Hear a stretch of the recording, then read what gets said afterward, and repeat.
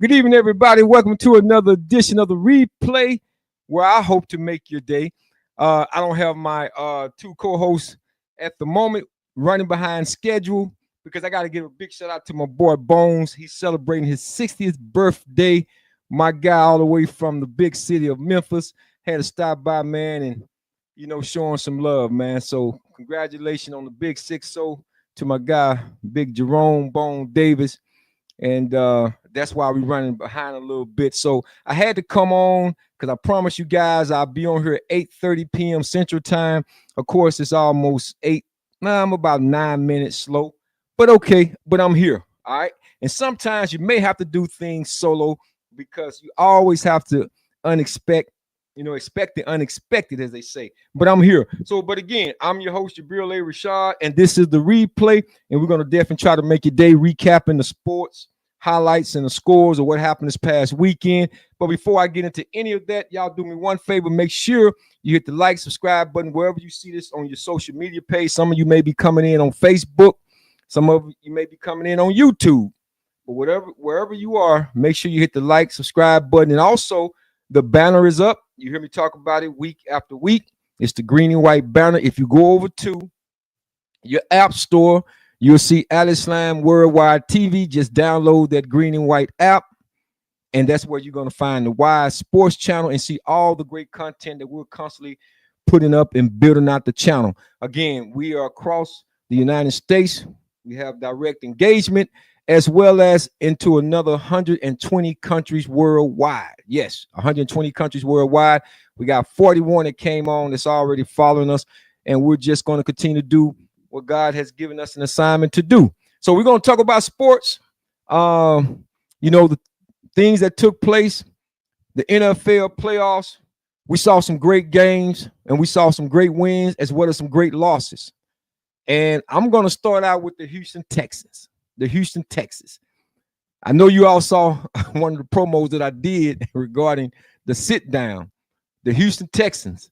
Yep, they got to come over and get on the party bus of going fishing because they went fishing, losing to the New England Patriots. And this was certainly a winnable game that they could have won had C.J. Stroud played a lot better than what he did.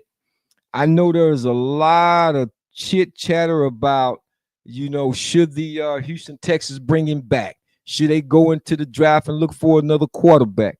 I wouldn't say that is just necessary right now, and I don't see the Houston Texans doing that, but it does raise certain questions, starting with D'Amico Ryan, the head coach.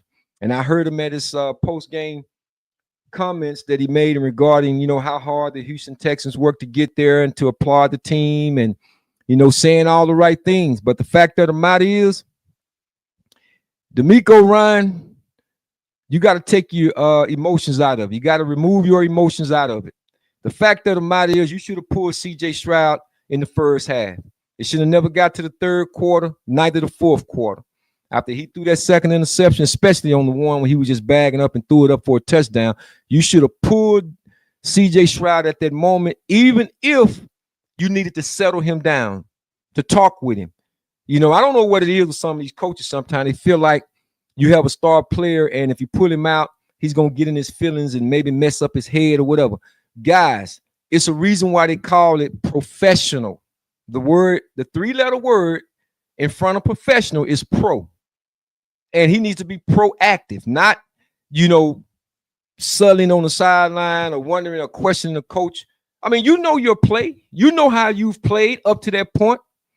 Even if, and this is the thing, as the quarterback, as the head guy on the offense leading your troops on the field, it is your job. If you don't think you can win the game, at least don't lose the game. Not when you're playing with a number one defense. When you're playing with a number one defense like the Houston Texans, your job is not to lose the game. Granted, if you don't think you can pull it off, you don't think you can win the game, that's fine.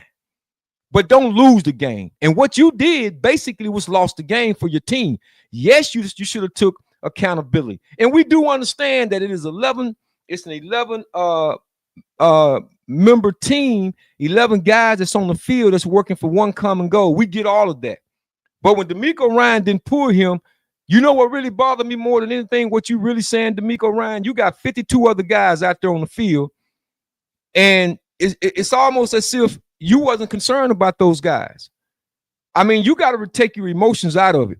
C.J. Stroud was not playing well at all in that first half. I think everybody can see that. Even a blind person can see that he was not having, his best game in that first half. Played a little bit better the second half. Of course, he wasn't a running back that fumbled the ball as they were driving in, but still, he never got anything done to just say, man, follow me, get on my back. I'm gonna take y'all to the promised land. He didn't have that kind of play. And you would think that prior to that game against the New England Patriots, he had just dropped an egg against the Pittsburgh Steelers, that he would have came back and said, you know what? If nothing else, I can't play the way I did against the Pittsburgh Steelers. So if nothing else, if I cannot win the game for my team against the New England Patriots, I'm not going to lose the game. Take the sack, get rid of the football, throw it out, do whatever you have to do. But don't just give this game away the way you did. And that's exactly what he did. And so looking at it going forward now, I don't know if you ever get back.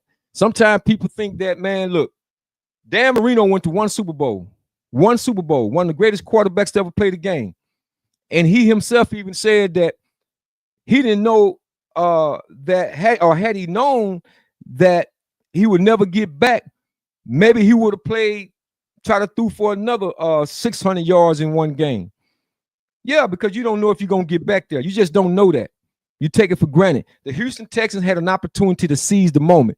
No time have I seen in the history of the Houston Texans, even when they was the Houston Oilers, do I feel that they was right at the door. They talked about, finally kicking the door in based on the great statement that former head coach Bon Phillips said back in the late 70s when he talked about the Pittsburgh Steelers, that they was going to kick the door in. And there was a lot of talk about that after defeating the Pittsburgh Steelers. Well, you forgot there was 2 more games that needed to be played. And so you stumbled. Once again, the Houston Texans did what the Houston Texans do. They stumbled. I remember, back in 92, many of y'all remember the Dallas Cowboys going back to Super Bowl victory back in 1992 in the AFC Championship game. They the Houston Texans had to face the Buffalo Bills, and they had the Buffalo Bills. I'm talking about, they knocked out Jim Kelly, had the game in their favor. They was up probably about 20 some odd points, and they put in Frank Wright. And Frank Wright, he mounted a tremendous comeback against the Buffalo Bills. Against the Houston Oilers at the time, Warren Moon and company, when they was running the run and shoot. Brought the Buffalo Bills all the way back. And I'm telling you guys, we was waiting on the first Texas Super Bowl. We just knew that the Dallas Cowboys was going to get an opportunity to play the Houston Oilers at that time, which we was looking for. We was looking forward to it because we was going to finally let Houston know who's the big brother in town. But it didn't happen because the Houston Texans went out there, the Houston Oilers, I keep getting them mixed up, but the Houston Oilers went out there and laid a goose egg, doing what the Houston Oilers or the Houston Texans do. They lay a goose egg. That defense, Will Allen and those guys, man, Stingley didn't have his best game. He gave up a couple of touchdowns, a couple of missed opportunities. I think Lassiter, he played solid. The front seven was the front seven was the front seven, man. It's nothing you could do with them boys up front. But them guys played their tail off. And again, you let a golden opportunity slip away. I really believe had they pulled this game off up in New England, I think they would have gotten past the Denver Broncos. I think with Bo Nix being out, being the X factor, I think that defense could have traveled to Denver, knocked off the Denver Broncos, and went to their first Super Bowl. But again, Houston being Houston. They talk about the Dallas Cowboys, but really, Houston, I think, is more of the mirror of what could be. Because this team, man, they could have really, really took care of business and defeated the New England Patriots. But it was just too many mistakes. C.J. Stroud, he was scared of his own shadow. Did y'all see when he just stood back and just threw the ball up in the air and the guy picked it off, man, and ran in for a touchdown? I said, this guy must be afraid of his own shadow. He had the Dak Prescott look. You know how you see the deer in headlights when that glaze come over your eyes? That's how C.J. Stroud was looking. which is one of the reasons why I say I do not understand how D'Amico Ryan allowed this quarterback to continue without at least taking him out of the game to settle him down. Put the guy David Stills in there and see what happens. It's nothing written in the rule book where you can't put CJ back in.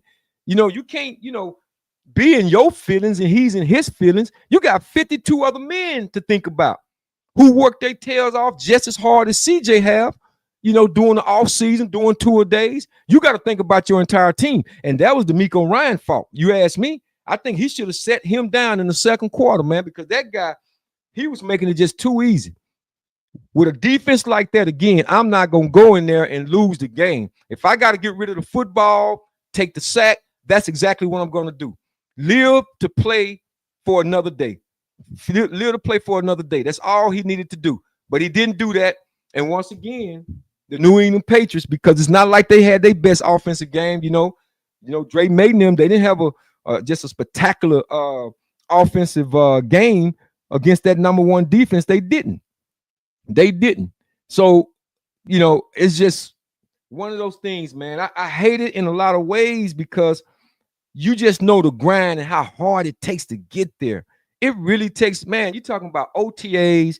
You got to go back to tour days, training camp, all this stuff, preseason, and then you start the season. And it's just so hard, man. That's why I do not understand why D'Amico Ryan did not pull CJ Stroud to understand the moment, man. You got to seize the moment. And he didn't do that. He didn't do it. So I don't know what happens to the Houston Texans going forward. They talked about maybe firing the offensive coordinator, but the offensive coordinator, he didn't throw that interception. Them 4 interceptions that he had the first half and what have you. He wasn't the running back that fumbled the ball at the 10-yard line as they were driving in. So now you got to find somebody to be the scapegoat instead of calling it like you see it. That game was a game of just turnovers. And you cannot have those kind of turnovers in a game where you're on the road and you're already down. As they say, you go in 7 down when you're on the road anyway. Your defense was giving you all types of chances, second, third, fourth, fifth chances to make something happen, and you did not do it. I want to thank y'all for coming on. This is the replay. I'm your host, Jabril A. Rashad, where I'm trying to make your day. You can chat out in the comments, and we'll definitely bring them up on the comments and talk about, give me your thoughts about the Houston Texans. That's what we're talking about, the first game against the New England Patriots, and where do they go from here? New England will face the Denver Broncos, of course, in the AFC Championship game next week. And I just think the Houston Texans, man, they just blew it. They blew a absolute golden opportunity to represent the state of Texas in the Super Bowl. Yeah, because I think barring any major like turnovers the way the Houston Texans did, if Drake made them go up there and play the way they did, they got a real good defense themselves. They should knock off the Denver Broncos. I'm not going. I would say that Denver may have a little bit of a chance because I know they got the new quarterback stepping in, and I remember Stickum because he I think if I'm not mistaken, he had played at A&M and transferred to Auburn. And he played in the league. He had some starts. He just haven't thrown the ball in quite some time. And you got a veteran Super Bowl coach like Sean Payton. I'm quite sure he's going to make draw up something to make him comfortable and be able to do what he got to do. He got a good defense, and I'm quite sure Sean Payton, unlike DeMarco Ryan, is going to tell him, hey, don't try to go out there and do it by yourself. Don't go out there and try to do it by yourself. Take your time. You got a great defense. Don't go out there and try to do it by yourself.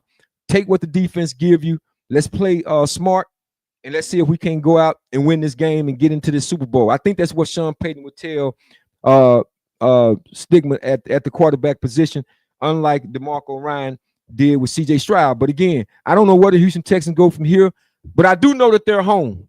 They're home, so come on and sit on down with the rest of the teams that didn't make it. Y'all can say, well, the Dallas Cowboys didn't make it, or this team didn't make it, whatever. But the fact of the matter is, you didn't make it to the Super Bowl, and that's what you play for.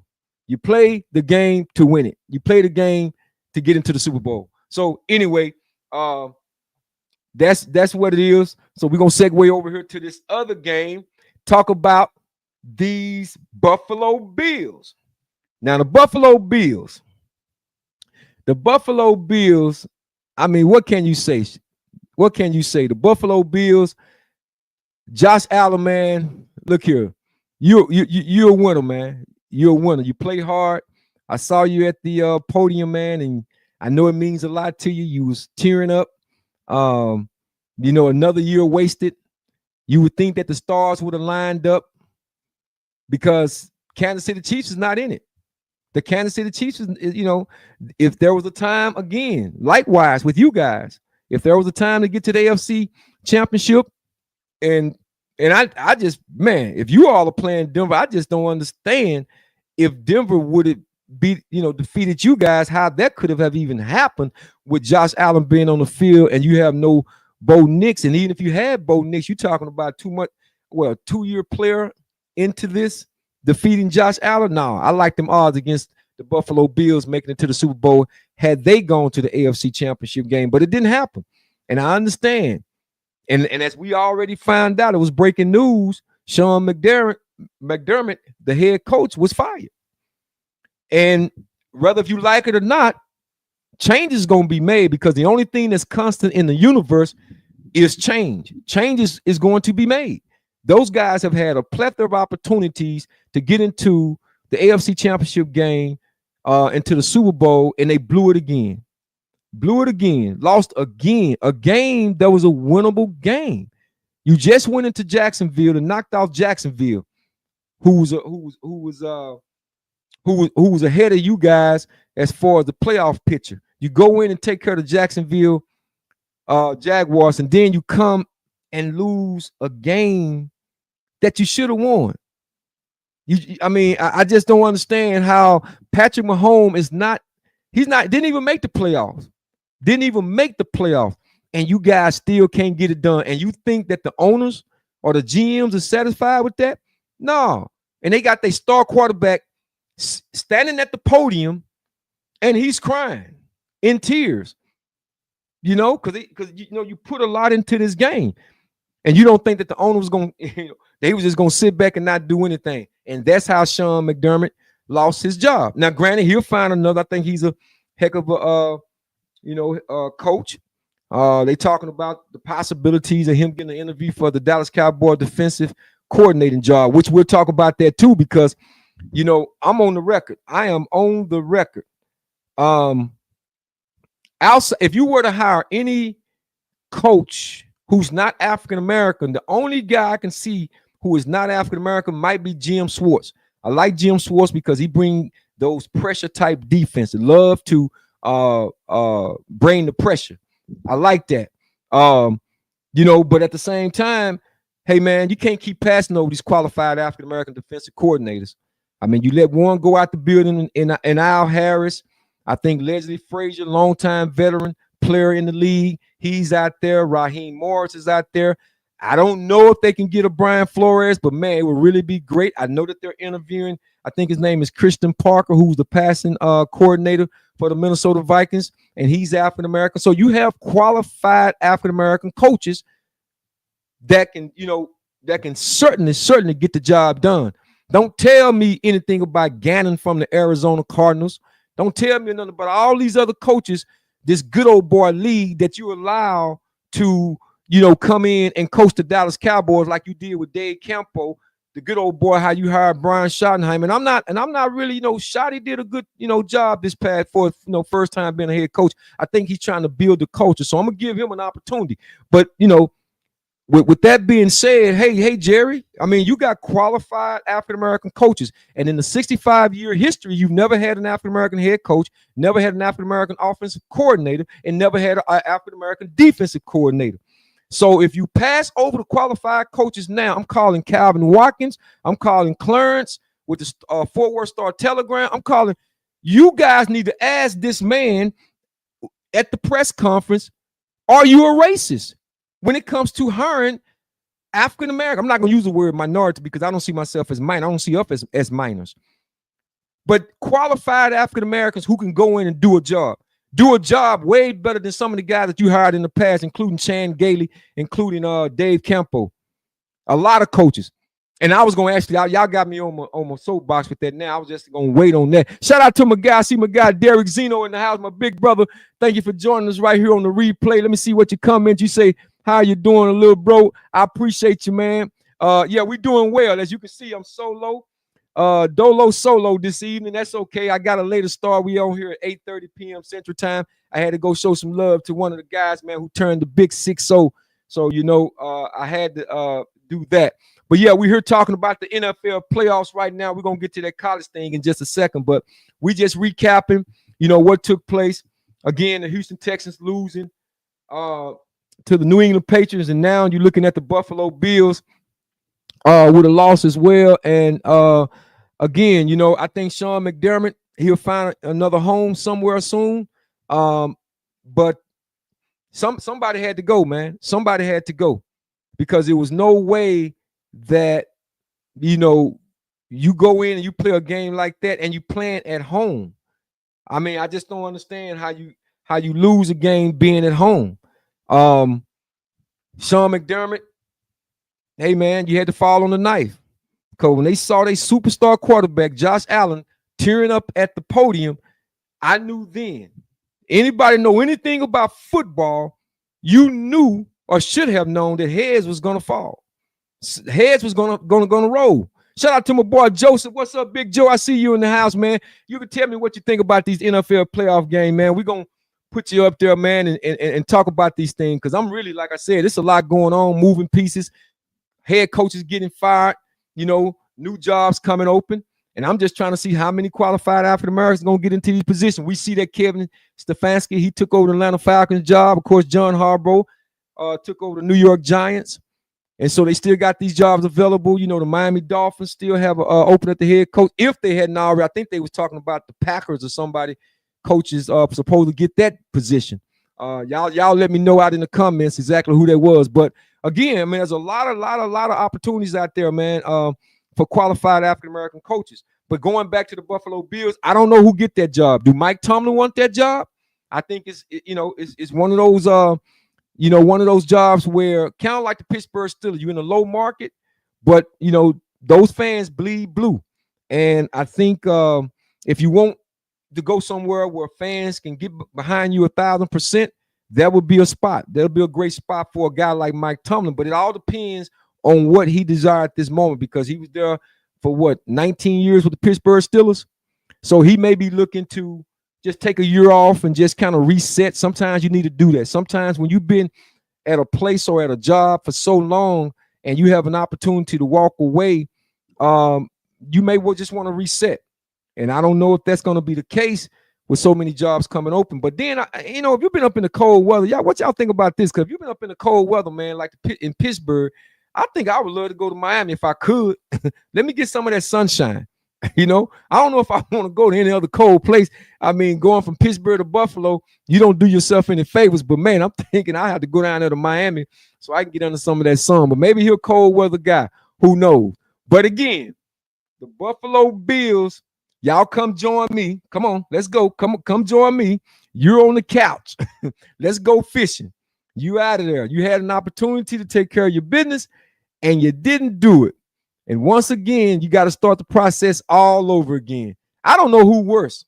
I really don't know who's worse, the Houston Texans or the Buffalo Bills. I guess you can say Buffalo, because Buffalo has the team. They have the team to get to the Super Bowl and possibly win it. And I, again, cannot stress, I don't know any other time as far as these two teams where it wasn't as clear as it have been in the past. And that's why I say DeMeco Ryan did not seize the moment. And that's on DeMeco Ryan. So again, shout out to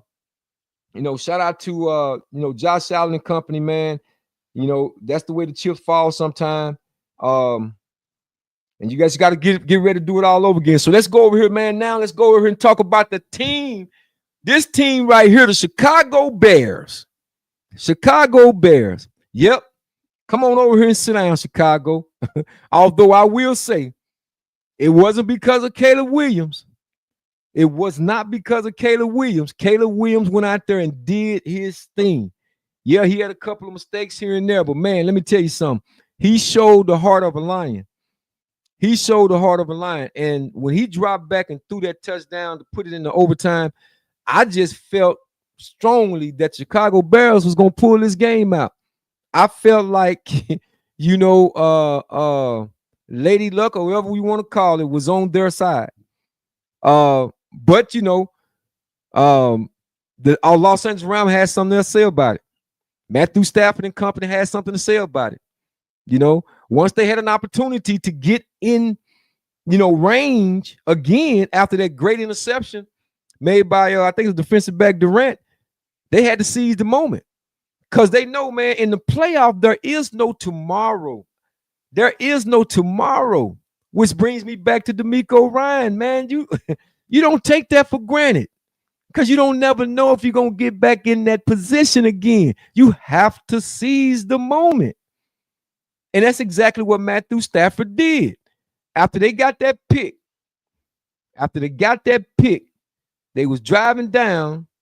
He was like, oh, no, I'm not giving the ball back. If I can help it, I'm not giving the ball back because you never know if we're going to be able to get the ball back or if they're going to go down there and score a touchdown.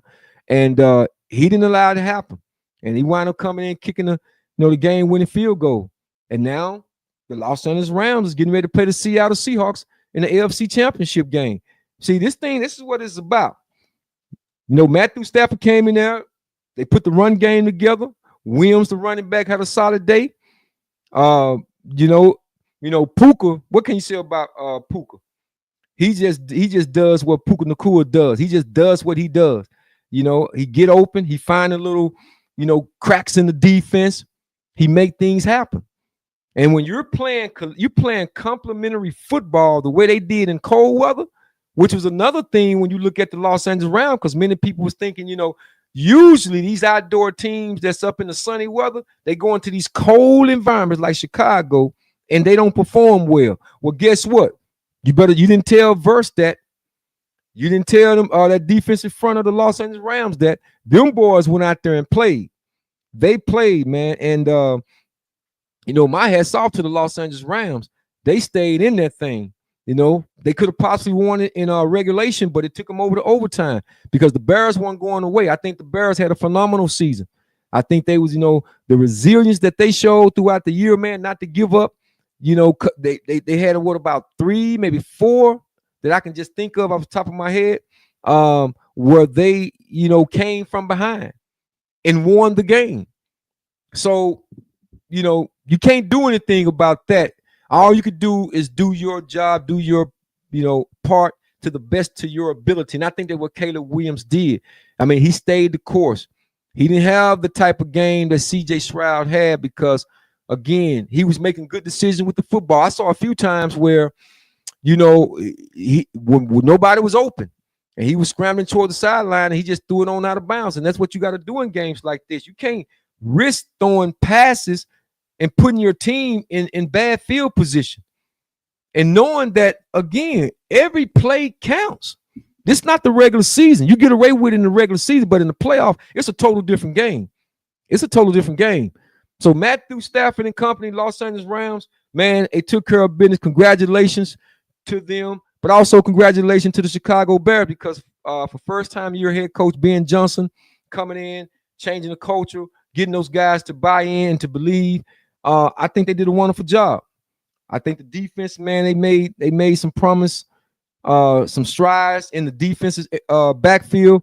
They got McGowan with Al Harris, man, which is another qualified coach that I'm hoping that the Cowboys will bring him back, at least interview him for the DC job. But nonetheless, he goes up there and make Nahshon Wright a Pro Bowler. So, they got a lot to build on, certainly. But they don't have anything to hold their head down about. They were just a few plays away, a few opportunities. If that guy, again, don't make that interception, man, maybe they kicking a field goal and going to play Seattle in the NFC Championship game, which I kind of want to see Chicago and Seattle because I don't think they played themselves on the schedule. Now this is going to be the third time that the Los Angeles Rams is going to, play an opponent that's within their division, the way the San Francisco 49ers did, whom we're going to talk about right now because I got to get over there to the San Francisco 49ers. You know, this is crazy. I feel like the Super Bowl is going to come out of the NFC West, the NFC, period. I've said that because they had the Seattle Seahawks, who was playing great this year. They had the San Francisco 49ers, who played through a lot of injuries, and also they had the Los Angeles Rams. So the stage is set. The stage is set. You have the Los Angeles Rams going into Seattle to play for the NFC Championship game. And it's going to be real interesting because, again, these are division opponents. They've played each other twice already. Everything goes out the window in an NFC title game. And it's going to be a really good game, I feel. Man, I don't even know right now. I don't know who even to pick in that game. I don't know who to pick in that game. Seattle, defense is playing lights out. But if I had to, I might have to take Matthew Stafford over Sam Darnold. That's the only X factor that I see. That's the only X factor that I see.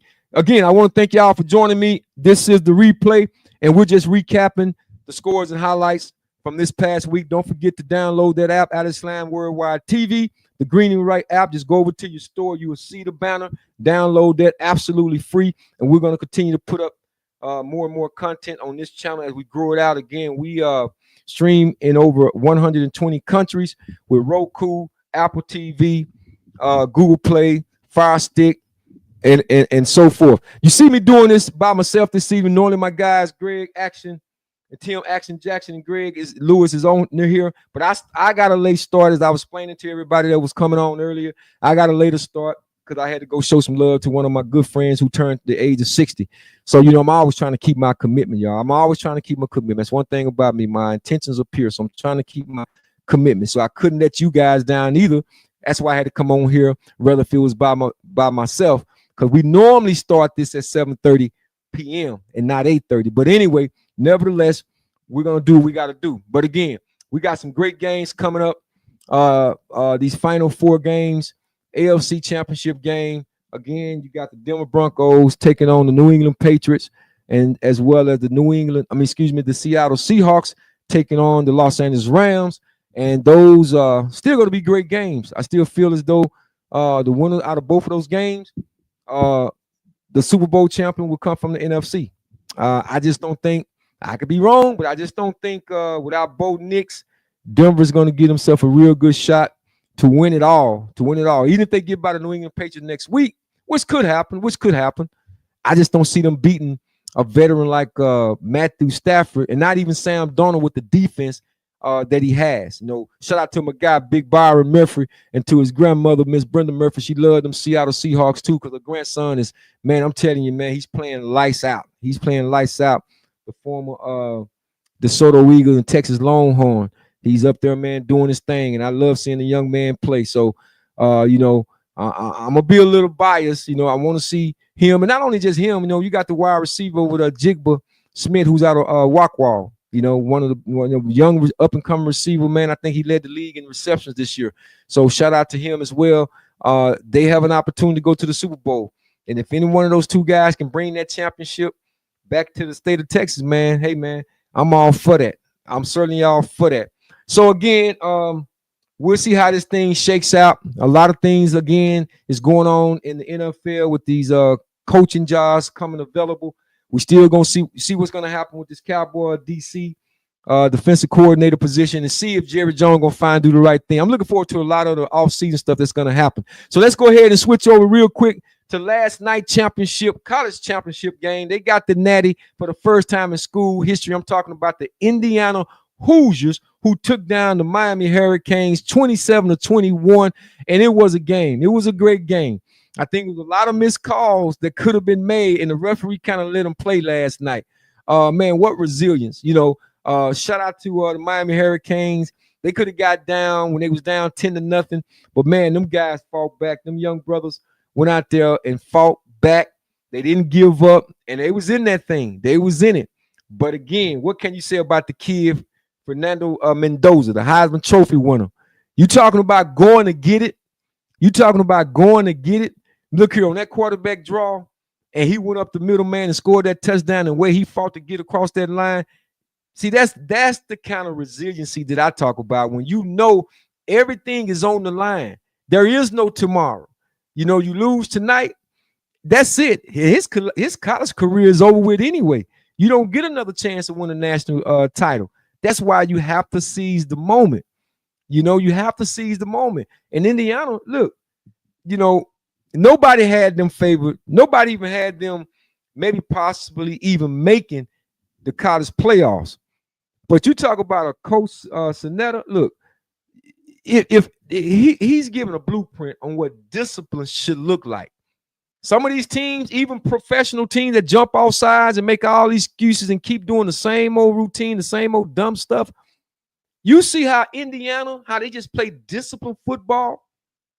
And I was sitting there watching the game with my son, and I told him, I said, watch this. I said, when Miami got the ball back and Beck had just took a shot. I mean, he was trying to pass the ball. He had just took a shot, and I knew it shook him.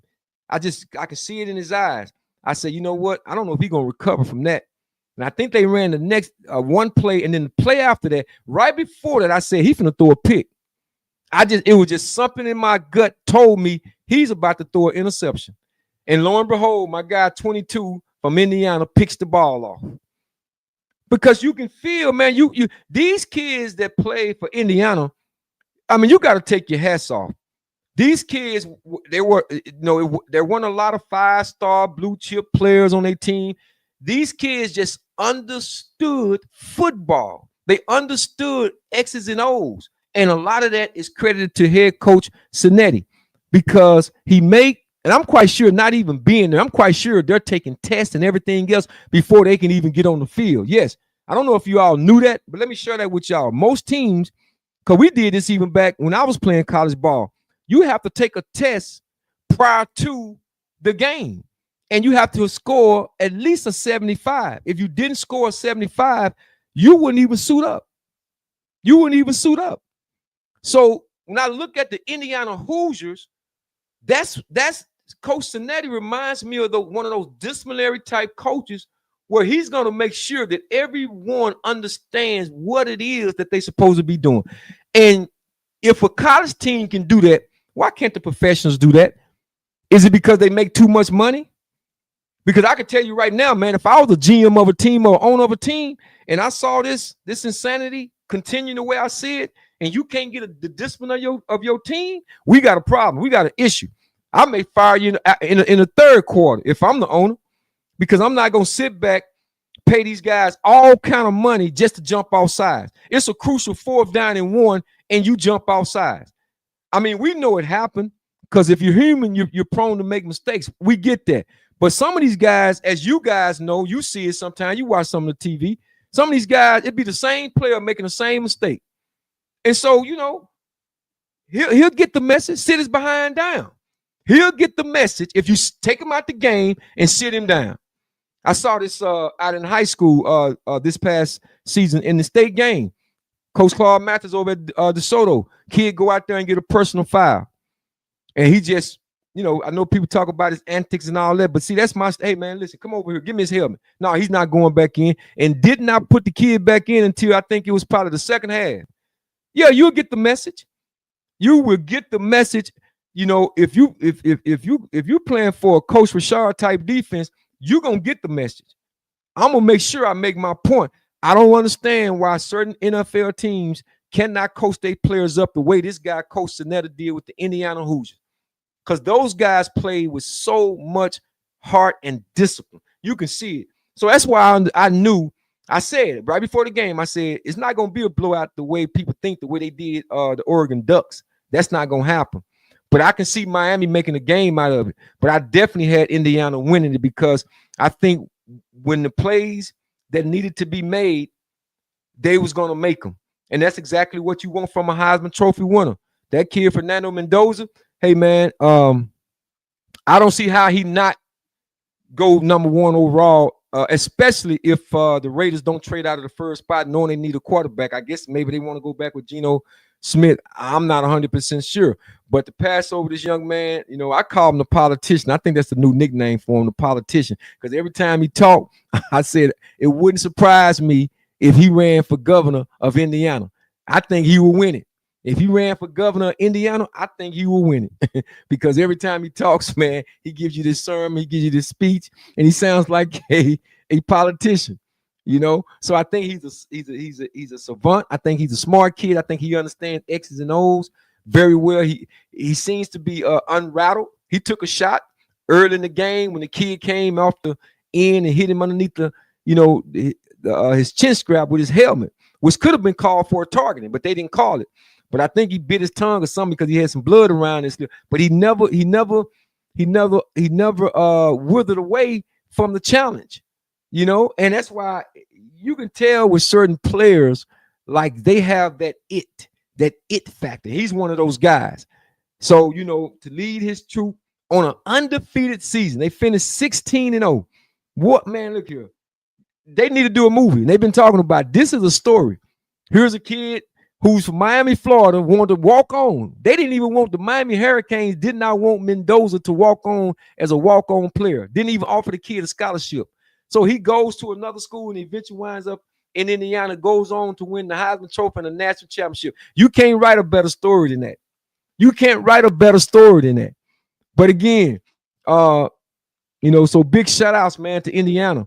I think it was well deserved, and also a big shout out to Miami because Miami could have, they could have tucked their tail. They could have tucked their tails when they lost to SMU in the regular season.